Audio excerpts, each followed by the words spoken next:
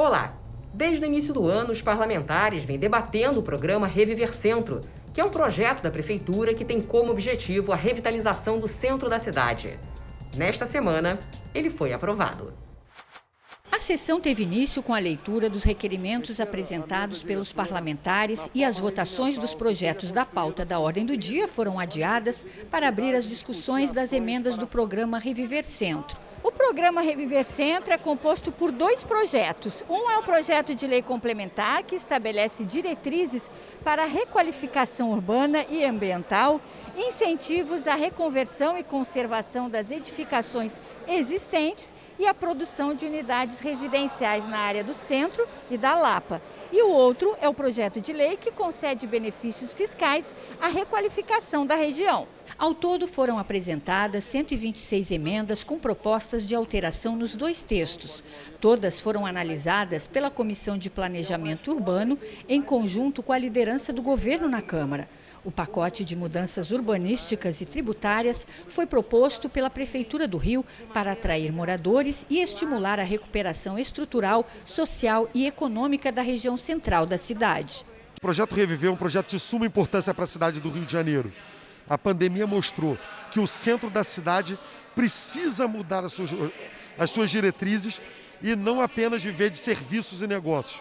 É preciso trazer moradia para o centro da cidade e, consequentemente, impulsionar o mercado, impulsionar o comércio e, sobretudo, a economia da cidade. Chegamos a 126 emendas no projeto 11, que é o Reviver, e nós qualificamos muito o projeto. Falar que o resultado do nosso acúmulo, do nosso debate, foi a inserção dos mais pobres, dos mais vulneráveis. Nós garantimos ampliar a proteção dos mais vulneráveis dentro da operação urbana. E você viu que o Reviver Centro está dividido em 2 projetos. O segundo, que também foi aprovado, concede benefícios fiscais para quem investir no programa. A sessão plenária desta quarta-feira teve início com o adiamento de projetos que estavam na pauta da ordem do dia para a discussão e votação da segunda parte do programa Reviver Centro. O projeto de lei, de autoria do Poder Executivo, trata dos benefícios fiscais de isenção ou suspensão de ISS e ITBI para obras que participarem do programa Reviver Centro. O objetivo é atrair mais investidores. Entre os benefícios fiscais do projeto tributário estão a suspensão do IPTU atrasado, redução do IPTU por 5 anos dos prédios modificados, 3 anos de redução do IPTU para prédios novos e redução de ITBI para novos proprietários. O projeto referente à questão tributária do programa Reviver Centro, votado hoje aqui no plenário da Câmara, recebeu 12 emendas apresentadas pelos parlamentares. O projeto também prevê que os interessados em participar do programa terão facilidades para construir em outros locais das zonas sul e norte da cidade.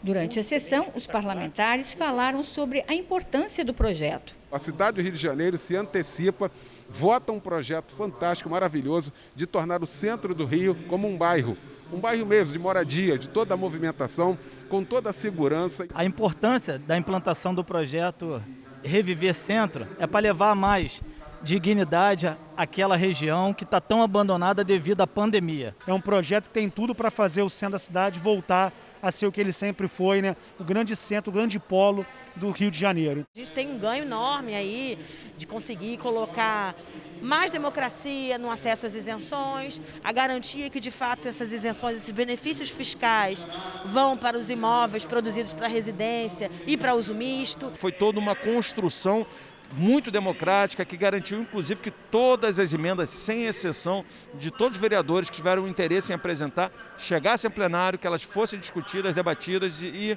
votadas. A Câmara Municipal, com todos os vereadores aprovando esse projeto, é um motivo de esperança para que o centro da cidade, que é a nossa centralidade econômica, ela volte na reconstrução da nossa cidade, é a nossa história do Brasil também como um todo. Então é uma motivação muito grande para todos nós vereadores, motivo de alegria poder ter contribuído para a reconstrução da nossa cidade, começando pelo centro da cidade.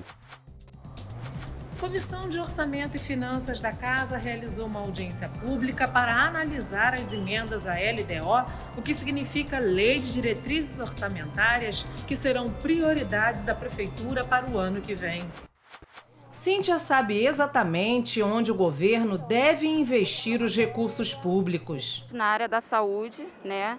Ainda mais no período que nós estamos vivendo, como realmente está precisando a carência, né, de investimentos na área da saúde. Elaborada todos os anos pela Prefeitura, a Lei de Diretrizes Orçamentárias tem como principal objetivo apontar as prioridades do governo em áreas como saúde, educação, transporte e planejamento urbano da cidade para o ano seguinte. A partir dessas metas, o prefeito vai, juntamente com os seus secretários, elaborar a lei orçamentária anual para trazer como vão executar todas essas metas definidas na LDO. Nesta quarta-feira, a Comissão de Finanças e Orçamento da Câmara realizou mais uma reunião de trabalho de maneira híbrida.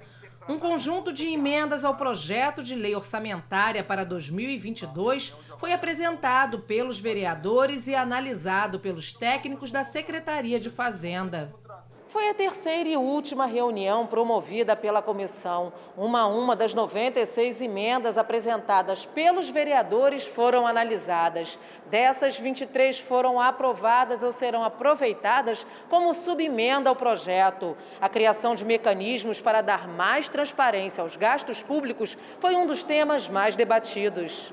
A gente vê tantas áreas, né, da prefeitura aí sofrendo, a educação, a saúde, a cidade também precisando ser melhorada, e muitas vezes o dinheiro público acaba indo para situações, para cargos, para encargos, e é exatamente isso que a gente não quer. A expectativa do governo é de um aumento de 5% na receita do ano que vem, com uma previsão de arrecadação de cerca de 32 bilhões de reais. A comissão da Câmara Municipal deve emitir um parecer sobre as emendas. O projeto do Poder Executivo precisa ir à votação no plenário antes do recesso legislativo, que começa no início de julho. Semana que vem a gente já tem previsão de colocar esse projeto, né, para votação. Todas as discussões foram encerradas hoje. Eu tenho certeza que semana que vem vai estar todo mundo preparado para poder votar e para poder estar fazendo aí as últimas ponderações antes da votação final.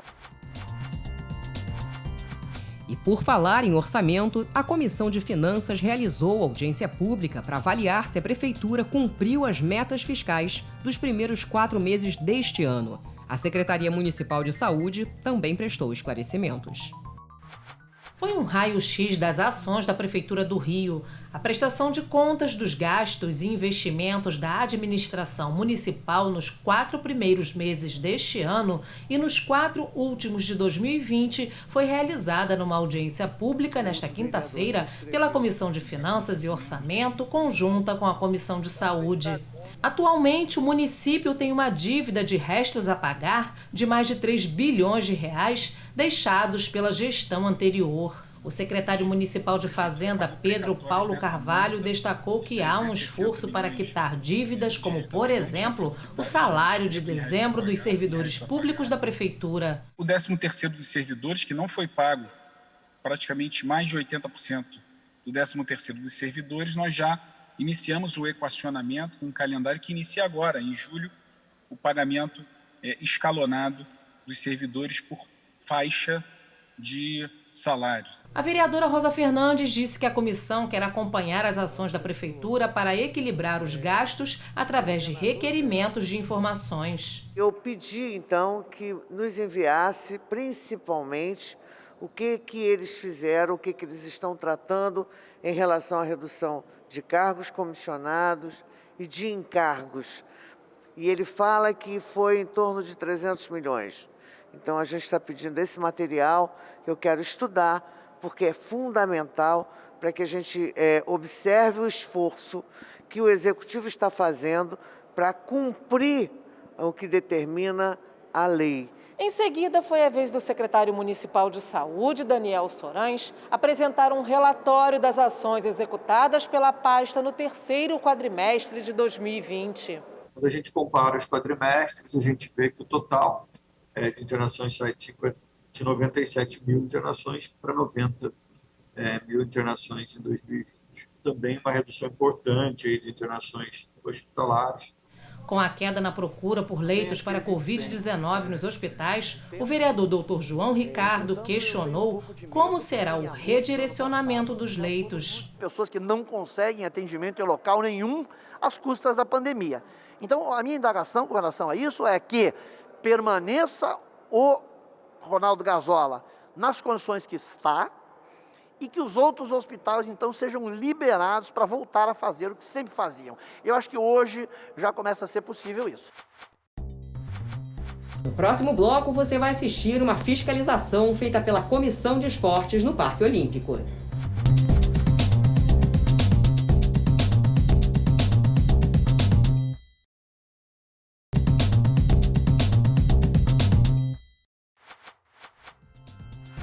O desemprego foi um dos temas da reunião promovida pela Comissão Especial da Juventude. A falta de oportunidade de trabalho para os jovens tem sido uma preocupação. Mandei diversos currículos para diversas lojas, seja de roupa, de mercado, de tudo. Tudo que você possa imaginar eu mandei.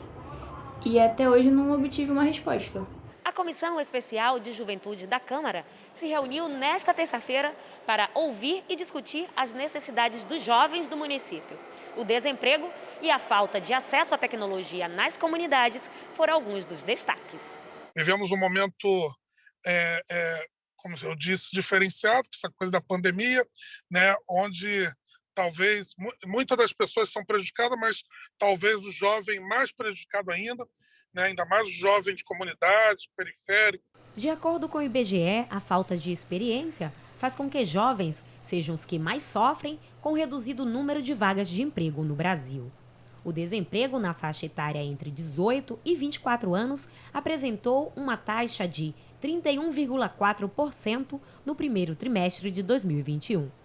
Um aumento histórico em comparação com os 29,8% no mesmo período do ano passado. A gente está falando de um Brasil que é muito jovem, a gente fala de um Rio de Janeiro onde a nossa juventude pobre, preta e periférica, que fica sem oportunidade, é vista pejorativamente como nem, e a gente sabe que essa não é real, não existe esse lugar do não, nem trabalho nem estudo, a gente sabe que nós somos impostos a essa localidade, e muitas vezes a gente está empreendendo a nossa arte, a gente está empreendendo aquilo que a gente consegue para furar a bolha da morte, e a gente acaba sendo não reconhecido.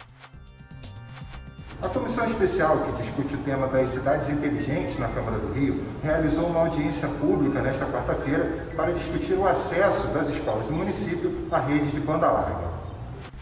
O Miguel tem 6 anos e está no primeiro ano do ensino fundamental. Quem vê ele e a mãe conversando assim alegres, não imagina o sufoco que tem sido garantir que ele tenha acesso às atividades propostas pela escola. O horário não é compatível com o meu horário, então, como ele fica em casa com a minha filha, mas minha filha também fica trabalhando, não tem condições dele participar das aulas. Segundo o IBGE, mais de 4 milhões de crianças em todo o país, maiores de 10 anos, não tinham acesso à internet nos 3 últimos meses de 2019. 95% delas eram estudantes de escolas públicas. A Comissão Especial da Câmara, que discute o tema das cidades inteligentes, se reuniu nesta quarta-feira para discutir o acesso das escolas do município à rede de banda larga. O encontro reuniu representantes do setor de tecnologia, comunicação, prefeitura e professores para propor medidas e garantir o acesso de mais de 700 mil estudantes que vêm enfrentando dificuldades para estudar os conteúdos oferecidos pela prefeitura. Não pode o comércio ter ali uma velocidade altíssima, a escola ter lá 2 megabits. Não pode. Não é que eu queira ou não queira. Isso é o que está escrito na lei. Quando a gente olha para as escolas pequenas, talvez aquela velocidade possa ser suficiente para as necessidades das escolas. Se a escola, por outro lado, for grande, aquela velocidade talvez não seja suficiente. Presidente da Comissão Especial, o vereador Raymond falou sobre os próximos passos do grupo. Vamos discutir e debater como é que a gente equaciona esse problema. A pandemia ressaltou isso, né? Disse, olha, tá difícil a educação ser de qualidade nesses tempos. Eu acompanhei a visita da Comissão de Esportes da Câmara ao Parque Olímpico. Eles foram verificar as condições da estrutura e o funcionamento do local. Érica é mãe de Maria Luísa, de 6 anos, que faz aula aqui no Parque Olímpico do Rio, na Barra. É um espaço onde já passaram atletas, né? E assim, tem uma coisa mais forte, né, de estar aqui, de ter esse equipamento grande e poder utilizar. As aulas de ginástica acontecem na Arena 3 do Parque Olímpico. O complexo esportivo foi construído para as Olimpíadas de 2016. Tem 1 quilômetro de extensão e custou mais de 2 bilhões de reais. Com a pandemia, o parque ficou fechado por 4 meses no ano passado. A reabertura trouxe expectativa para a população, mas a falta de manutenção e o legado olímpico tem preocupado a Comissão de Esportes da Câmara, que visitou o local nesta quarta-feira. Nós temos que preservar essa estrutura para que possa fazer inclusão social através do esporte, a inclusão social através do esporte que nós sabemos que é um instrumento incrível para transformar vidas. A Prefeitura divulgou que vai pagar 78 milhões para desmontar o Centro Olímpico de Esportes Aquáticos e Handball. Parte desse material vai para a construção de 4 escolas na zona oeste da cidade. Esse espaço aqui é um espaço privado, a arena é desmontada e já está no valor da licitação a desmontagem da arena e a montagem de 4 escolas, uma no Rio das Pedras e 3 na zona oeste, com esse valor da licitação e com muito desse material da Arena Olímpica. Essa questão da transformação aqui da arena de handball em 4 escolas é uma questão que a gente vai olhar com lupa, porque a proposta ela é boa, de transformar em 4 GEL, que é o Ginásio Experimental Olímpico, que a criança entra de manhã, estuda e pratica seu esporte à tarde. Isso a gente vai acompanhar, isso é importante para a cidade. Parlamentares aprovaram em primeira discussão o projeto de lei que inclui os motoristas de ônibus no grupo de prioritários para vacinação contra a Covid-19. Esse projeto é de autoria dos vereadores Carlos Caiado, Luiz Ramos Filho, Rafael Aloysio Freitas, Felipe Michel e Alexandre Esquerdo. Mais um projeto na área do transporte da nossa cidade, nesse momento pensando na saúde do motorista profissional. Sejam dos rodoviários, motoristas de táxi, de Uber, todos os motoristas profissionais do transporte alternativo da nossa cidade, eles terão prioridade na vacinação. É um momento que a gente vê de pandemia, eles colocando a vida deles em risco como profissional da saúde. E vale lembrar que o transporte público é o maior vetor de Covid na cidade do Rio de Janeiro. É notório, é perceptível que essa categoria, desde que começou essa pandemia, não parou de trabalhar, expondo a sua vida, a sua saúde, porque o transporte é essencial para, mesmo em tempo de pandemia, que a economia continuasse, né? Para que a cidade não parasse. Então é mais do que justo, eu acho até que era para ter sido vacinado desde o início. Para mim é a prioridade das prioridades, tendo em vista a exposição que esses profissionais estão até hoje. Parlamentares aprovaram em primeira discussão o projeto do vereador Dr. Marcos Paulo que obriga que prédios comerciais e residenciais comuniquem aos órgãos de segurança pública casos de maus-tratos aos animais. Os animais não têm voz, então é importante que os seres humanos que se preocupam com os animais, eles possam denunciar. E às vezes os maus-tratos acontecem dentro de 4 paredes, seja num apartamento, seja numa casa. E principalmente em se tratando de apartamentos onde existe um síndico, existe uma administração.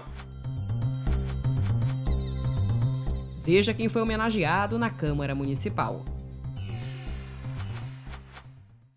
O advogado, empresário, político e presidente do Partido Democracia Cristã, José Maria Imael, recebeu o conjunto de medalhas Pedro Ernesto. A iniciativa foi do vereador Eliel do Carmo. Já o parlamentar Luiz Ramos Filho entregou a medalha São Francisco de Assis Terceiro Milênio para a ativista da causa animal, Cristiane Batista Neri, e para o fotógrafo Jaime Rocha. Essa homenagem é feita para pessoas que prestam serviços relevantes à causa dos animais. O parlamentar também entregou a medalha Pedro Ernesto à atriz Alexia Deschamps. Essas foram as notícias do Resumo da Semana. Até a próxima!